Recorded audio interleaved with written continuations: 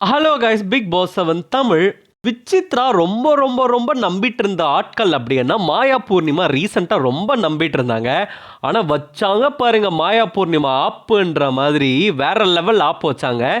என்ன ஆச்சு, விசித்ரா நம்பி ஏமாந்து போனது என்ன அப்படின்றதெல்லாம் இப்போ நம்ம பார்க்கலாம். ஆக்சுவலி காலையில் என்ன நடந்துட்டு இருந்துச்சுன்னா, யார் யார் ஸ்மால் ஹவுஸ் போகிறது, யார் யார் பிக் ஹவுஸில் இருக்கிறது அப்படின்னு சொல்லிட்டு கேப்டன் தான் இன்னைக்கு யாரும் இல்லைல்ல, அதனால நீங்களே டிஸ்கஸ் பண்ணிக்கோங்க அப்படின்னாங்க. எல்லாரும் என்ன சொன்னாங்கன்னா மாயா பூர்ணிமா போகலாம் அப்படின்ற மாதிரி சொன்னாங்க. மாயா பூர்ணிமா போகிறதுக்கு இவங்க என்ன சொன்னாங்க அப்படின்னா, நீங்கள் அங்கே போக வேணாம், ஏன்னா கிச்சன் ஒர்க் நிறையா இருக்கும், அதனால நீங்கள் 2 பேரும் ஒன்றா போக வேண்டாம் அப்படின்னு சொன்ன உடனே பயங்கரமாக கோவப்பட்டுட்டாங்க மாயா கோவப்பட்டு, என்ன நாங்கள் ஏன் போகக்கூடாது, உங்களுக்கு என்ன பிரச்சனை, நாங்கள் 2 பேரும் ஒன்றா இருந்தால், நாங்கள் ஒன்றா இருந்தால் நீங்கள் என்ன பண்ண போகிறீங்க அப்படின்ற மாதிரி பயங்கரமாக கத்த ஆரம்பிச்சிட்டாங்க. எல்லாருக்கும் சொல்ல ஆரம்பிச்சிட்டாங்க. இப்படி தான் எல்லாருமே சொல்லிட்டு இருக்கீங்க. ஒருத்தருக்கு ஒரு சப்போர்ட்டிங் ஃபேக்டர் இருக்காங்க, ஒருத்தருக்கு ஒரு கம்பேனியன் இருக்காங்க. நீங்கள் அதுக்காக யாரை என்ன வேணால் சொல்லுவீங்களா? உங்களுக்கு என்ன மேடம் வந்துச்சு பிரச்சனை, உங்களுக்கு எதாவது பாதிக்குதா, உங்களுக்கு எதாவது பிரச்சனை இருக்குதா அப்படின்ற மாதிரி சொல்லிட்டு இன்னொரு தடவை யாராச்சும் வந்து திரும்ப திரும்ப வந்து பூர்ணிமா மாயா ஒன்றா இருக்காங்க, பூர்ணிமா மாயா ஒன்றா இருக்கக்கூடாதுன்னு சொன்னீங்கன்னா நான் செம்ம காண்டாயிடுவேன். அப்புறம் நானாவே இருக்க மாட்டேன், பயங்கரமாக கோவப்பட்டுருவேன், என்னை டென்ஷன் ஆக்காதீங்க அப்படின்ற மாதிரி சொல்லி பயங்கரமாக கோவப்பட்டாங்க. விசித்ரா சொன்னாங்க, நான் என்ன சொல்ல வரேன்றதே நீ ஏன் புரிஞ்சுக்க மாட்டேற, நான் அப்படி ஒன்றும் சொல்ல வரல, உங்களுக்கு தான் நான் சொன்னேன். நான் என்ன சொன்னேன்னா, கிச்சனில் நீங்கள் போய் இருக்கீங்க, கிச்சனில் போய் நீங்கள் இருந்தால் 2 பேரும் விளையாடிட்டு இருப்பீங்க, அதனால வேலை கெட்டு போகும், யாரோ ஒருத்தர் போங்க, இல்லை 2 பேரும் இங்கே இருங்க அப்படின்ற அர்த்தத்தில் தான் நான் சொன்னேனே தவிர எந்த ஒரு தப்பான அர்த்தத்துலையும் நான் சொல்லலையே அப்படின்ன உடனே லைவ் கமெண்ட்ரி மாதிரி தினேஷ் கொடுத்துக்கிட்டே இருக்காரு. தினேஷ் வந்து சம்பந்தமே இல்லாமல், ஆக்சுவலி இதுதான் வந்து பெரிய தப்பு தினேஷ் பண்ணுறது.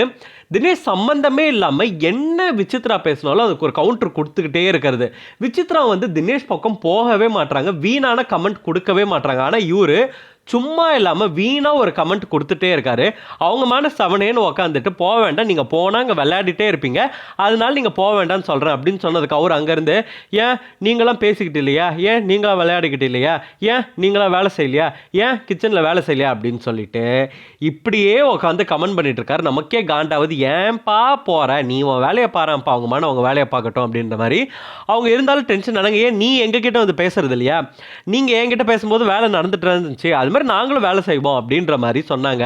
அதுக்கப்புறம் என்ன சொன்னாங்க விசித்ரா வந்துன்னா, மாயா நீ அந்த ரொம்ப தப்பாக புரிஞ்சுக்கிட்ட, நான் அந்த அர்த்தத்தில் சொல்லவே இல்லை, எல்லாருமே நீங்கள் 2 பேரும் இப்படி தான் சொன்னப்போ நீங்கள் இப்படி கிடையாது, நீங்கள் யாரையும் மேனிப்புலேட் பண்ணல அப்படின்னு சொன்னது நான், நீ ஏன் என்ன இப்படி சொல்கிற அப்படின்னு கேட்டப்போ உடனே மாயா என்ன சொன்னாங்க அப்படின்னா, நான் உங்களும் சொல்ல எல்லாரையும் தான் சொன்னேன் அப்படின்னாங்க.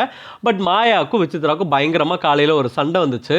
அப்போ கூட விசித்ரா ஆக்சுவலி என்னன்னா நல்லது தான் சொன்னாங்க, நீங்கள் 2 பேர் போனாங்க விளையாடிட்டே இருப்பீங்க, வேலை நடக்காது, அதனால 2 பேரும் இருக்கிறதுனா பிக் ஹவுஸ்லேயே இருந்துருங்க, ஸ்மால் ஹவுஸ்க்கு எதுக்கு போகிறீங்க அப்படின்ற மாதிரி அவங்களுக்கு நல்லது தான் சொன்னாங்க. ஆனால் அவங்க எப்படி எடுத்துக்கிட்டாங்கன்னா, கமல் சார் திட்டினதுனால நம்ம ஒன்றா இருக்கோன்றதை தான் இவங்க ரெஜிஸ்டர் பண்ணிக்கிட்டே இருக்காங்க. இப்போ விசித்ராவும் அதை தான் ரெஜிஸ்டர் பண்ணுறாங்கன்ற உடனே மாயா செம்ம காண்டாயிட்டாங்க விசித்ரா மேலே. இப்படி தான் விசித்ரா வந்து ரிசீவ் பண்ணிக்கிட்டாங்க. இதனாலேயே மாயாவும் பூர்ணிமாவும் 2 டக்குன்னு 2 குத்துனாங்க விசித்ராவுக்கு ஓட்டா. மொத்தம் 3 ஓட்டு. அந்த 3 ஓட்டில் 2 ஓட்டு வந்து மாயா பூர்ணிமா, 1 ஓட்டு தினேஷ்.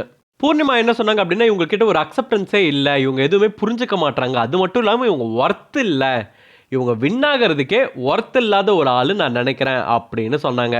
அடுத்தது மாயா என்ன சொன்னாங்க அப்படின்னா, அவங்க வந்து ஒரு தப்பான அண்டர்ஸ்டாண்டிங்கில் இருக்காங்க, தப்பான வியூவில் இருக்கிறாங்க, எப்போவுமே எல்லாத்தையும் தப்பாகவே புரிஞ்சுக்கிறாங்க, அது மட்டும் இல்லாமல் இவங்களே ஒரு ப்ராப்ளமுக்கு இவங்களே ஒரு வியூ செட் பண்ணிக்கிறாங்க, இது இப்படி தான் இருக்கும், அது அப்படி தான் இருக்கும்னு சொல்லி 2 பேருமே ஓட் போட்டாங்க.